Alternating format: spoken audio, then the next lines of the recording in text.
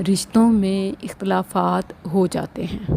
ہر وقت ہر بات کا جواب دینا، اپنے آپ کو صحیح سچا ثابت کرنا، دوسرے کے غلط موقف کو بتانا، یہ نقصان دہ ہوتا ہے۔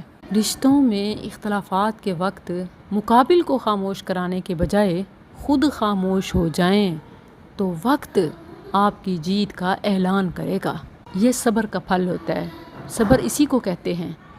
صبر اصل میں حفظ لسان ہے، اور صبر کا پہلا پھل آپ کی جیت کا اعلان ہے۔ انہی کی جیت کا اعلان وقت کرتا ہے محبتوں میں بظاہر جو ہارے ہوتے ہیں۔ مسلم کی حدیث ہے وَمَا تَوَاضَعَ أَحَدٌ لِلَّهِ إِلَّا رَفَعَهُ اللَّهُ۔